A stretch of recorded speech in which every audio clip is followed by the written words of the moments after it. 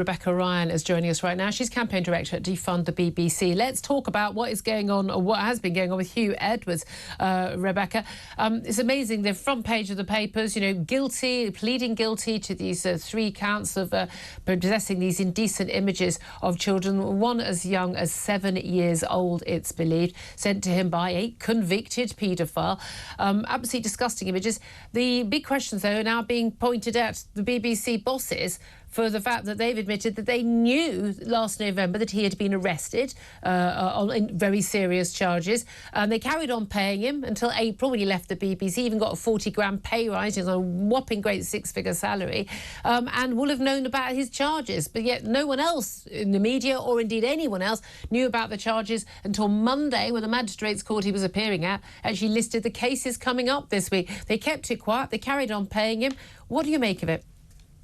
I think it's absolutely appalling, isn't it? But it's sadly not surprising from the BBC. And I think that's really shocking, isn't it, that we've come to expect this level of lack of transparency from the broadcaster that we are currently forced to fund, you know? And it's just absolutely appalling. And everybody in the country can look at those news stories about what he's admitted to and be repulsed.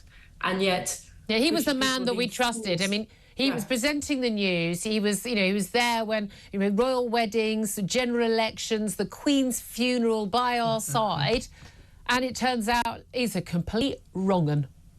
Absolutely. And I think the thing is, well, you know, sadly, the truth is that wrong-uns do exist in this country, but we do not expect to have to pay their salary. And that is what's appalling. After their bosses know he's a wrong. Here's the thing. Exactly. Okay, when the Sun exposed last year that he had been paying a teenager, and it was a teenage boy. Newspapers aren't allowed to publicise this because apparently you're not allowed to out someone. Like, I'm not outing someone. It is a simple matter of fact. He was paying a teenage boy for lewd pictures. This is after the parents had pleaded with BBC management to get him to stop pestering their son.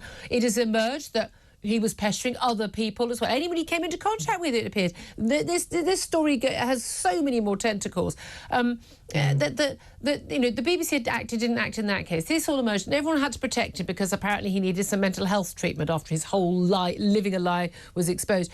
But should the BBC have sacked him then? Should they have sacked him when he was arrested? Because he wasn't convicted of any criminal charges over the relationship with this teenager, and when he was arrested, you know, being arrested doesn't make you guilty. Should we not have, you know, a system of justice where you're innocent until proven guilty?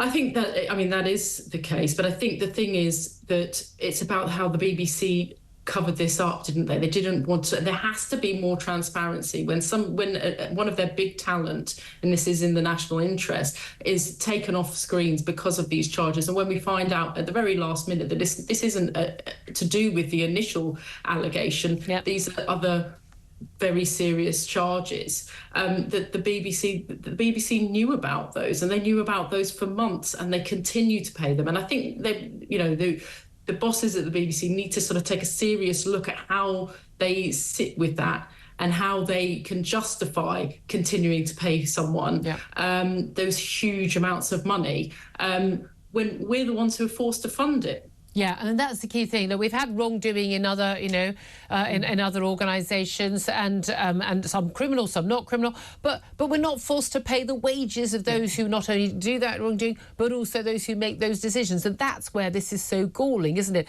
And what's fascinating also is that BBC bosses knew, but they say they didn't tell BBC News. Really? Because I would have thought BBC News would probably have found out about this. I'm also completely perplexed, Rebecca, why the Metropolitan Police, who apparently didn't have a duty to tell the rest of the media, didn't have a duty to tell the public that this public figure, who they'd said faced no criminal charges, now did face criminal charges, why they thought it was appropriate for them to tell his boss.